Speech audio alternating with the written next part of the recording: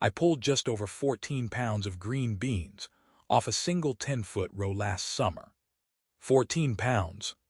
And the thing is, I almost ripped those plants out 6 weeks earlier because they were doing exactly what yours are probably doing right now.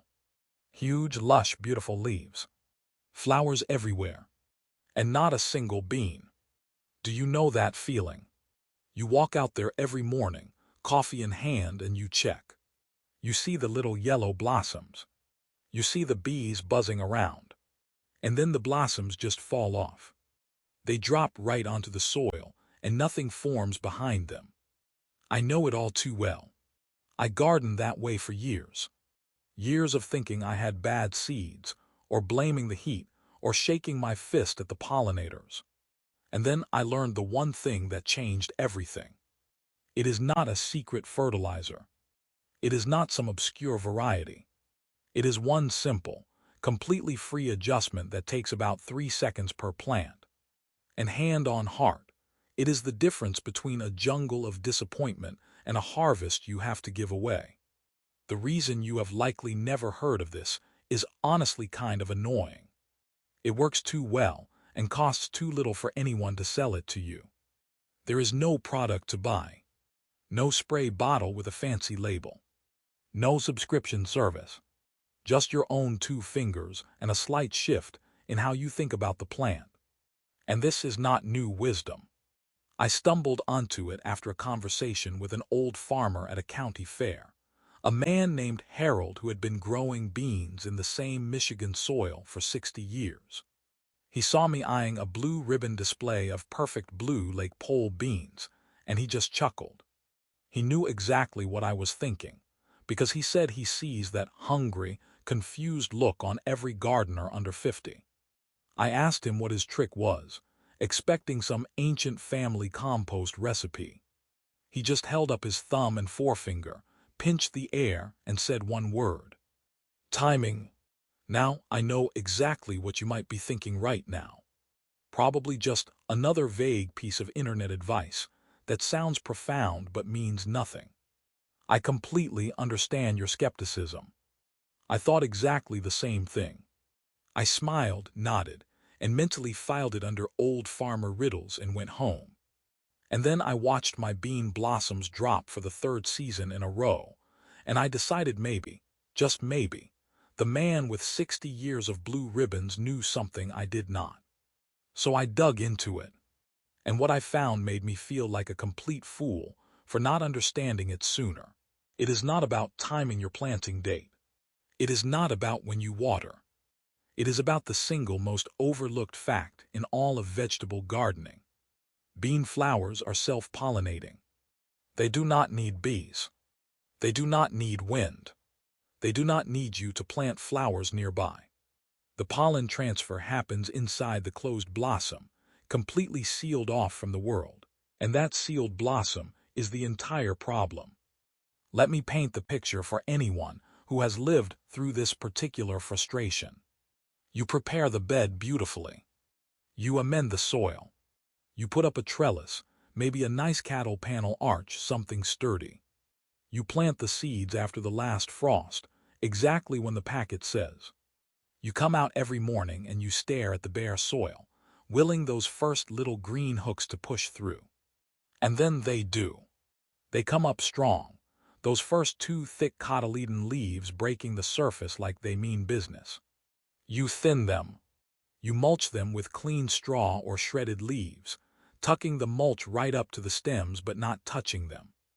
You water them deeply and consistently, letting the hose run at a trickle for an hour so the moisture goes down 6 inches, not just wetting the surface. The vines climb like they are training for the Olympics. Dark green, thick stems, leaves the size of your hand.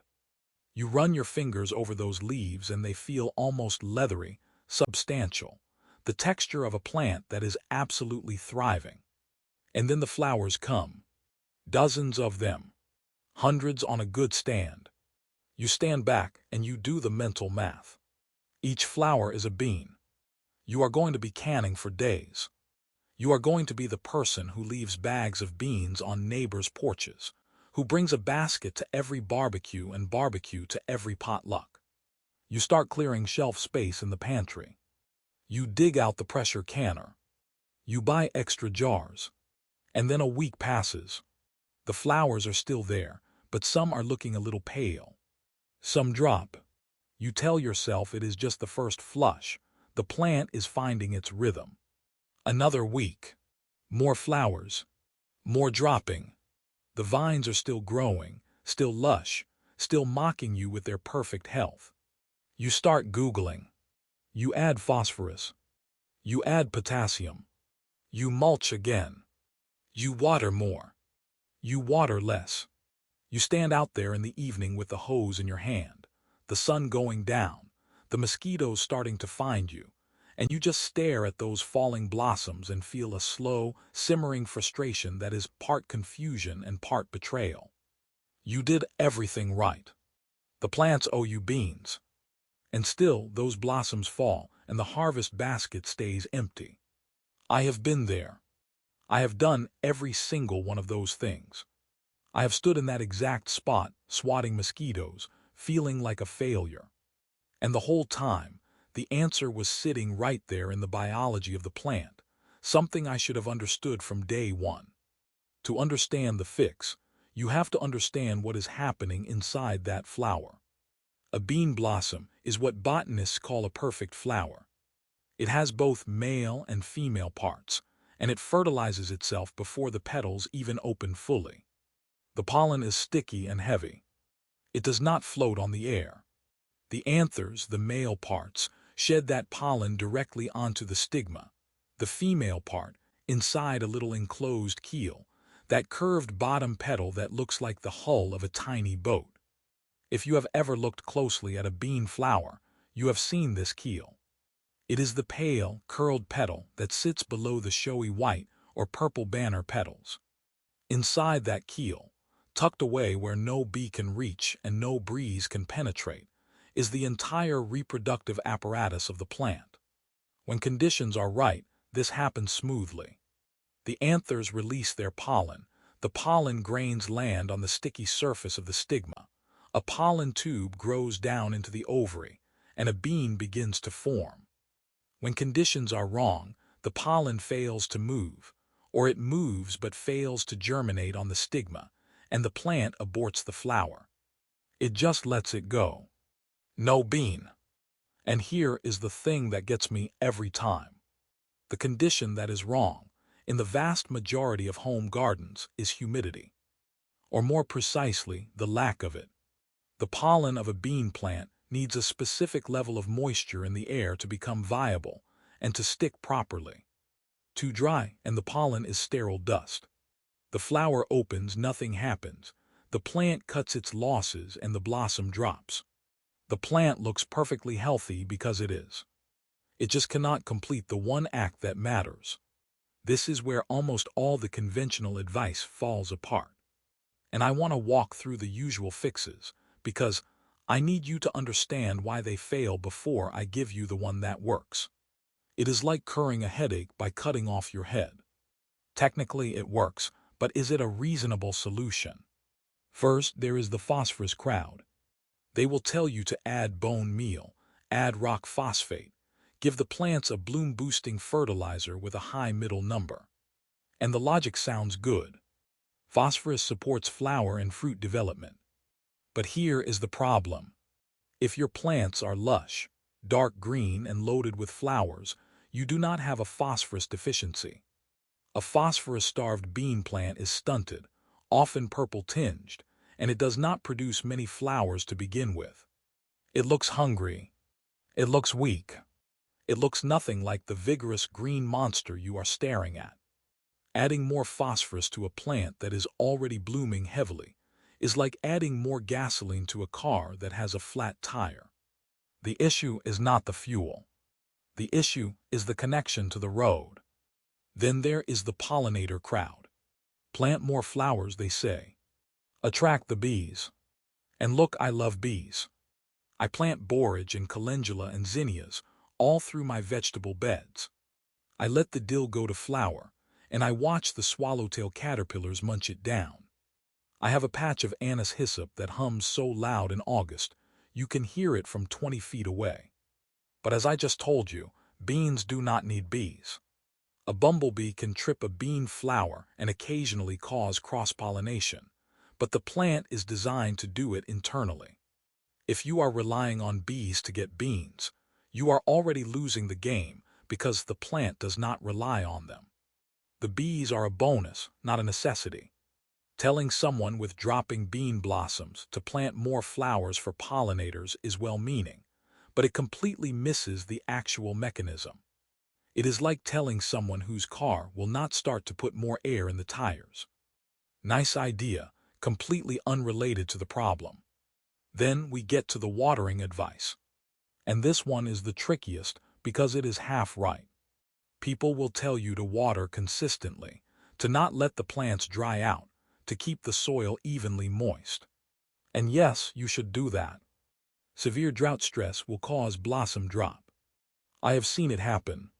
The leaves go a little dull, they lose that waxy sheen, they start to curl at the edges, and the plant starts jettisoning flowers to conserve resources. That is real. But I have watered my beans on a timer. Every other day, deep soaks that penetrate a full foot into the soil, and still watched blossoms fall. Because the issue is not soil moisture. The issue is the moisture in the air, immediately around the flower. You can have perfectly damp soil, and still have air so dry that the pollen fails inside the closed blossom. The plant can pull water from the roots all day long. It can transpire gallons of water vapor through its leaves, but it cannot force humidify the inside of its own flowers. That is not how transpiration works. The stomata, the tiny pores on the leaves, release water vapor into the open air. That vapor disperses instantly. It does not collect inside the keel of the flower, where the pollen is waiting. The flower is its own little microclimate, sealed off from the rest of the plant, and if that microclimate is too dry, the whole system fails. And finally, there is the heat crowd. They will tell you that beans drop blossoms when the temperature gets above 90 degrees. And there is some truth here. High heat combined with low humidity is a double whammy. But I have seen beans set fruit in 95-degree weather in Wisconsin because the humidity was high.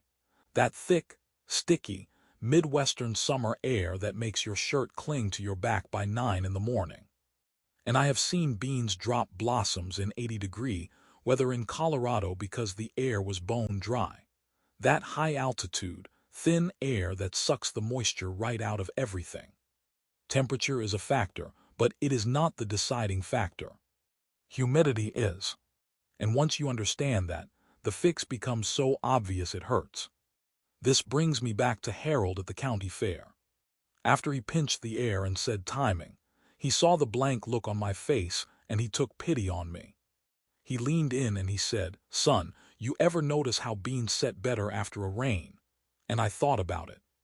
And he was right. Every time a summer thunderstorm rolled through, 2 days later I would see a flush of tiny beans forming. I always chalked it up to the plants getting a good drink. But Harold pointed out it was not the water in the soil. It was the water in the air. The hours of high humidity during and after the rain were exactly what the pollen needed. The air was saturated, heavy, almost foggy. The inside of every bean flower was a perfect little humidity dome. The pollen hydrated, the anthers opened, the grains slid onto the stigma, and every single flower that was open during that window set a pod. And then he told me what he did on dry years. He walked his rows every single morning, just after the dew burned off, and he gave every flower cluster a little flick. A snap of the finger. A gentle shake. He called it tickling the beans, and I thought he was pulling my leg. But he was dead serious. And he was right. The fix is so simple I am almost embarrassed to tell you. But it works, and I need you to take it seriously, because I did not for years, and I lost bushels of beans to my own stubbornness. Here it is. You go out in the morning, ideally between 9 and 11, after the dew has dried but before the heat of the day really settles in. You walk your bean rows, and you look at every flower cluster, and you give it a sharp, gentle flick with your finger. Just a tap. You are not trying to shake the plant violently. You are not beating it with a stick. You are just disturbing the flower enough to cause the pollen to move inside that sealed keel. Think of it like tapping a ketchup bottle to get the last bit out. The pollen is in there.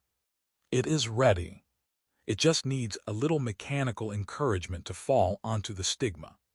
That is it. That is the whole fix. A flick. Now if you are growing a lot of beans, and I mean a serious patch, flicking every flower cluster individually sounds tedious. And it is. Harold did it on a quarter acre every morning for 60 years. But there are faster ways. The principle is the same. You need to gently vibrate the plants during that morning window. You can take a bamboo stake and just lightly tap the trellis wires or the support strings. The vibration travels up the vines and jostles the flowers. You can walk down the row with a leaf rake turned sideways and gently brush the foliage. You can set up an oscillating fan if you are growing in a tunnel or a greenhouse. I know one market gardener who runs a string trimmer at idle, without the cutting head engaged, and just touches the handle to the trellis posts. The vibration hums through the whole structure and tickles every flower at once. It looks ridiculous. It sounds like a swarm of angry bees. But it works. The key is the timing window. Morning, after the dew is gone, but before the midday heat. Here is why. In the morning, the flowers are freshly opened. The pollen is at its peak viability. The relative humidity, even on a dry day, is as high as it is going to get. As the day heats up, the humidity drops and the pollen begins to degrade. By late afternoon, on a hot, dry day, that pollen is dust. Dead dust. No amount of flicking will help. You have to catch it in the window. And you have to do it daily during the flowering period. Not once a week. Not when you remember. Every morning the plants have new flowers open. Every morning those flowers need their one chance. It sounds like a commitment, and it is. But a 10-foot row takes me under a minute. I walk down with my coffee, I tap the trellis, I look for pests, I move on.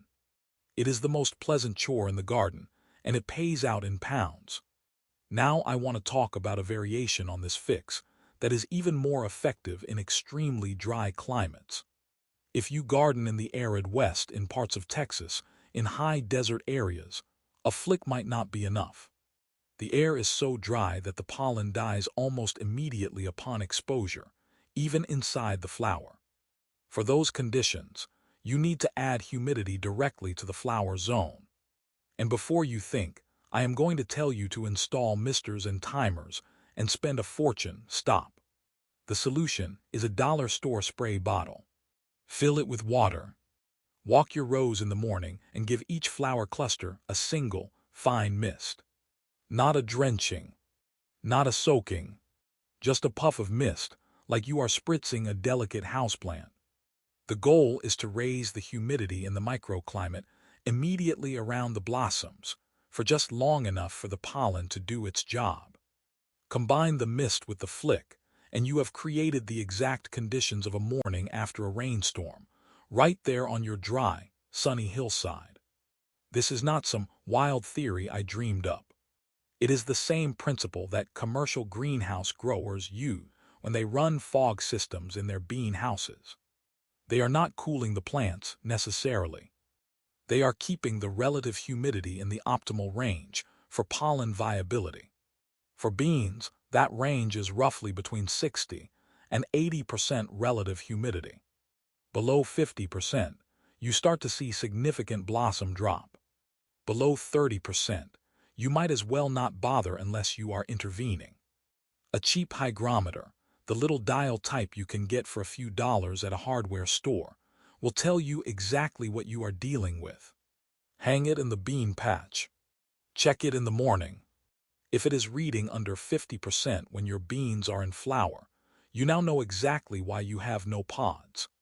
And you now have the tools to fix it for less than the cost of a packet of seeds. Let me just walk you through a complete morning routine so there is no confusion. This is what I do from the day the first blossom opens until the day I pick the last bean. Step 1. I go out between 9 and 11 in the morning. Earlier is fine if the dew has dried. Later is pushing it. Step 2. I check my hygrometer if it is a dry spell.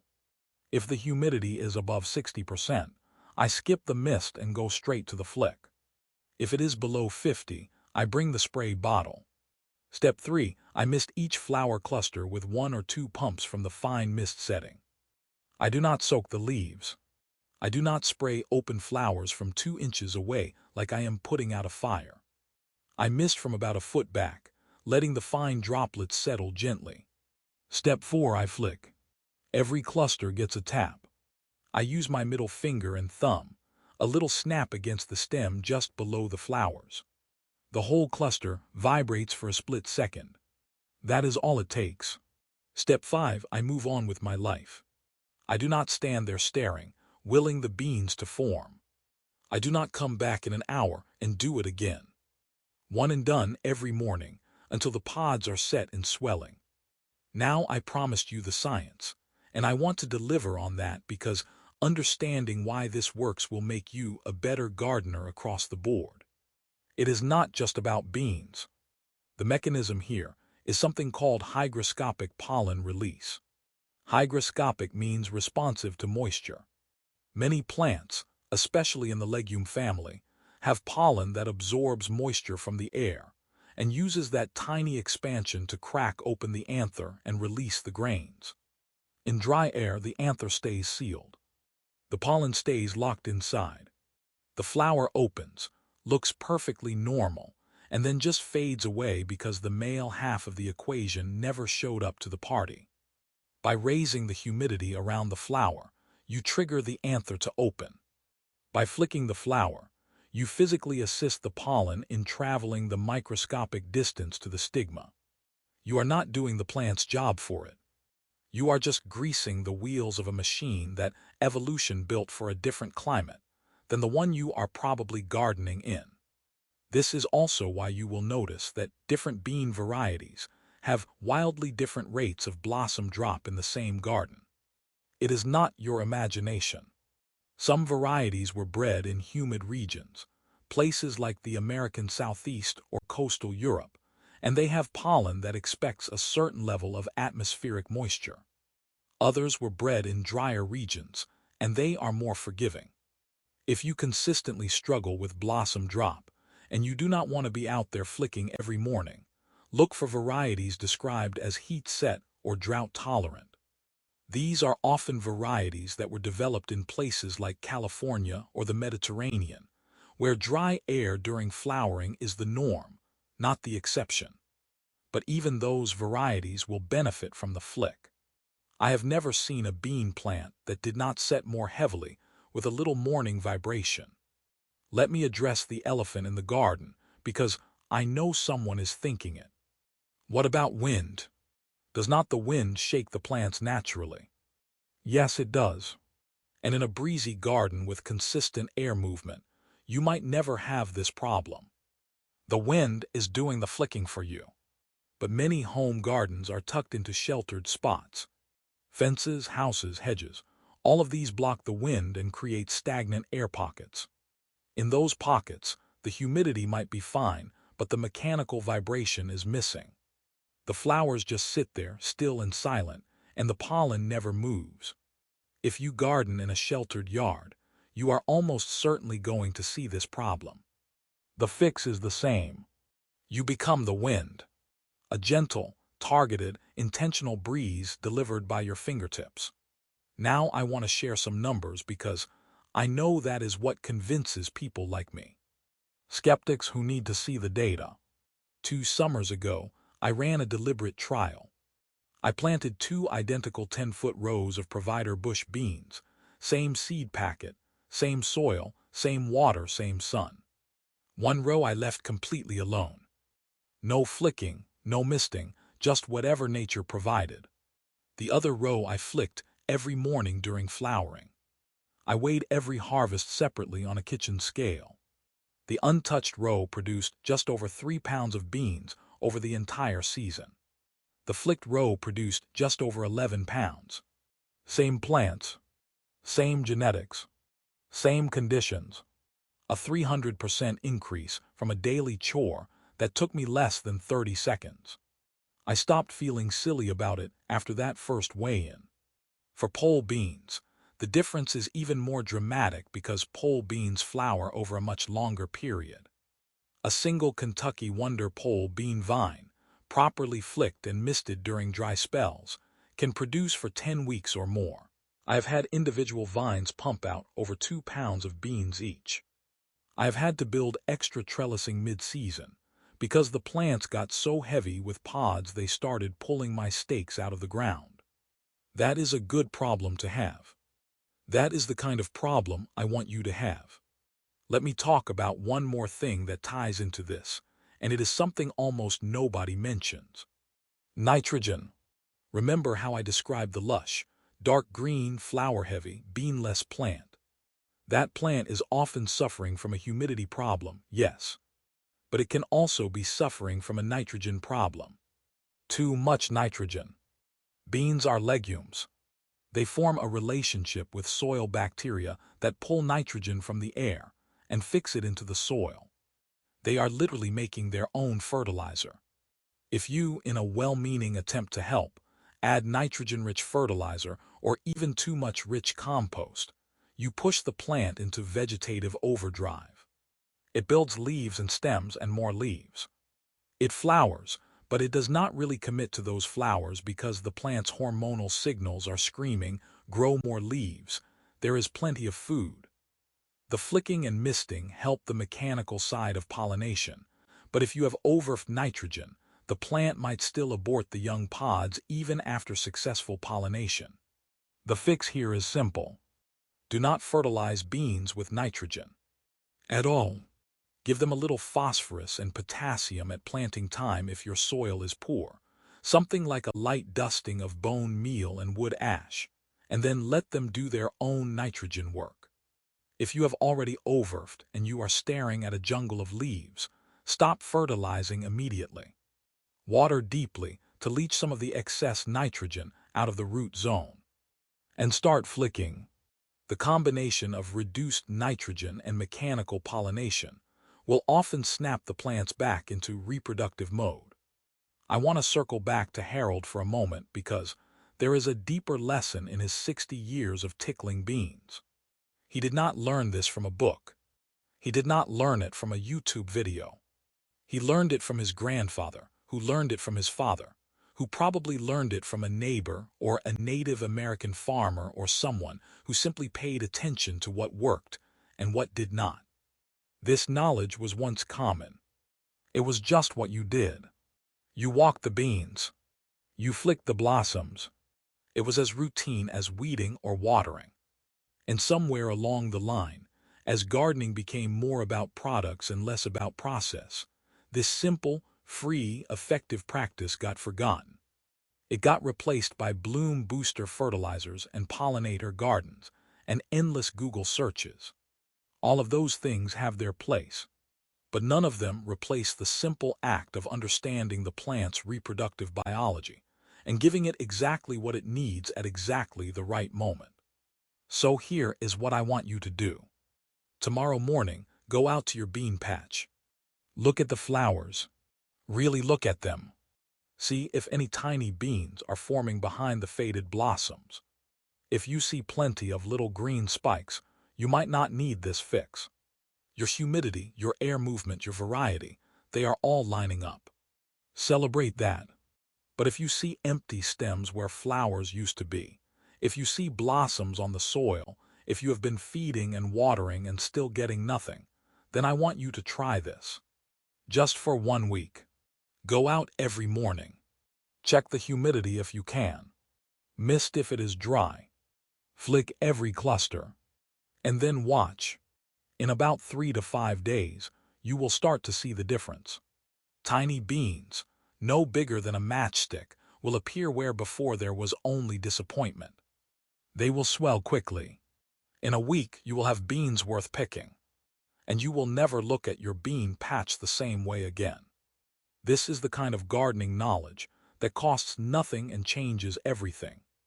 It is the kind of thing that makes you feel like you have been let in on a secret, not because anyone was hiding it, but because the world got loud and complicated and we stopped teaching each other the simple things.